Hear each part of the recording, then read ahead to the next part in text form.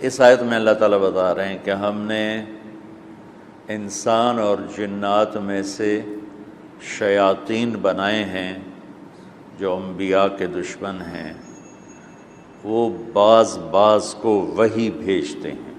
یوحی، لفظ یوحی آ گیا نا، وحی۔ اس وحی کی دو صفتیں ہیں، ایک وہ جھوٹ ہے، دھوکہ ہے، فراڈ ہے، فریب ہے، اس کی حقیقت اللہ نے بتائی۔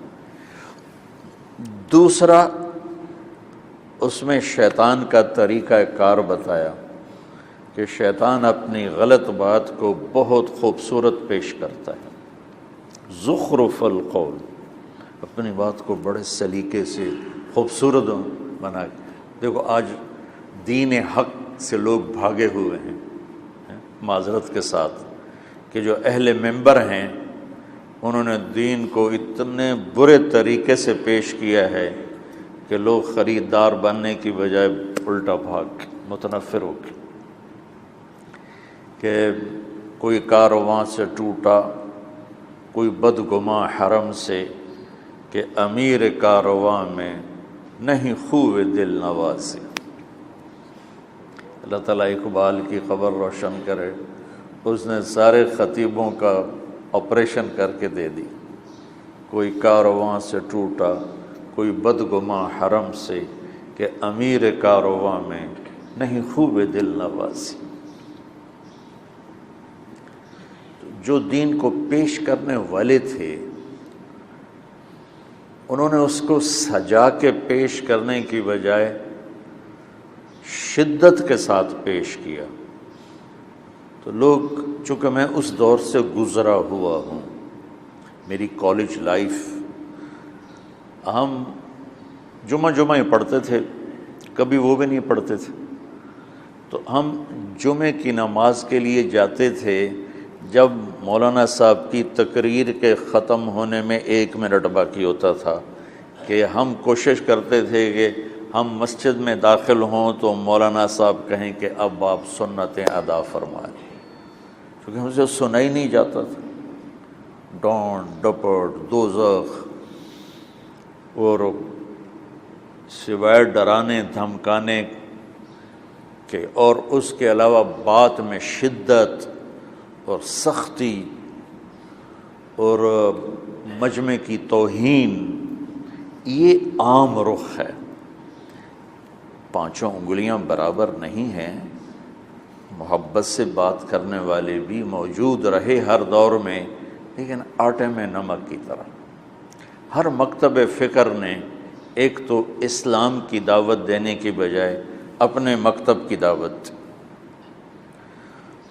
تو لہٰذا امت گروہوں میں، فرقوں میں تقسیم ہوتی چلی گئی۔ تو شیطان کو اللہ تعالیٰ بتا رہا ہے کہ یہ سلیقہ ہے کہ وہ اپنی بات کو بہت خوبصورت کر کے پیش کرتے، لوگ خریدار بن جاتے۔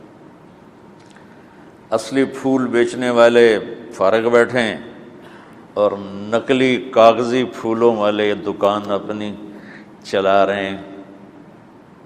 زخرف القول غرورا، وحی۔ مولانا الیاس صاحب پہلی ہستی ہیں جنہوں نے دین کو نرمی سے دین پیش کیا۔ انہوں نے اپنے مسلک مذہب کو نہیں پیش کیا، دین پیش کیا، اور محبت اور نرمی سے پیش کیا، اور آگے نصیحت بھی اسی کی۔ تو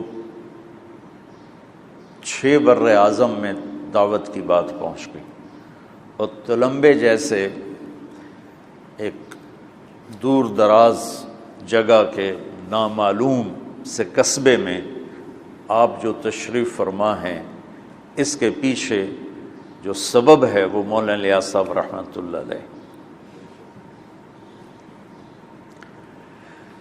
اللہ کی طرف سے ان کو یہ چیز القاء ہوئی۔ اگر وہ رواجی طریقے پر چلتے تو یا مدرسہ بناتے یا خانقاہ بناتے یا کوئی تصنیف و تالیف کا کام کرتے۔ اللہ نے اس سے ہٹا کر ان کو دعوت پہ لگایا اور اس کا نتیجہ آپ کے سامنے ہے۔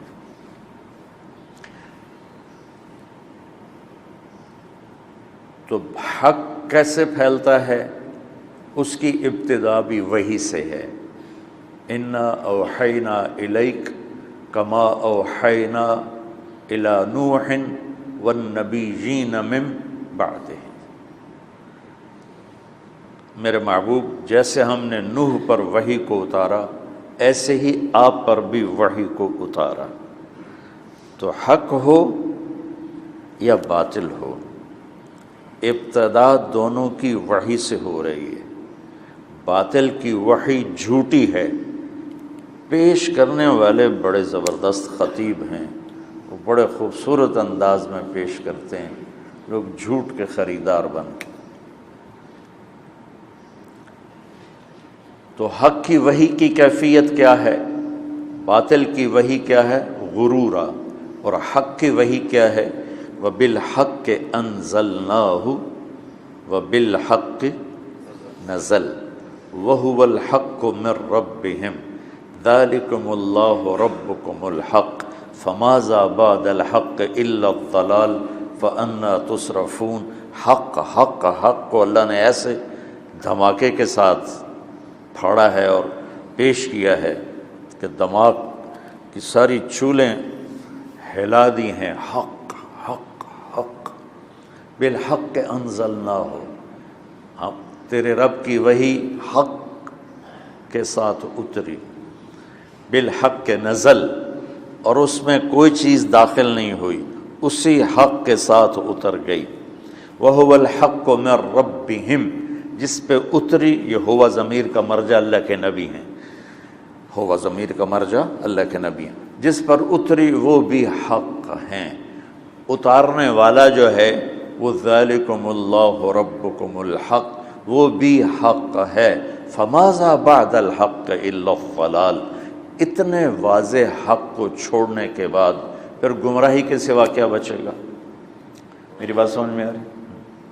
آپ چلے پہ جا رہے ہیں، میں چاہتا ہوں آپ بصیرت کے ساتھ جائیں۔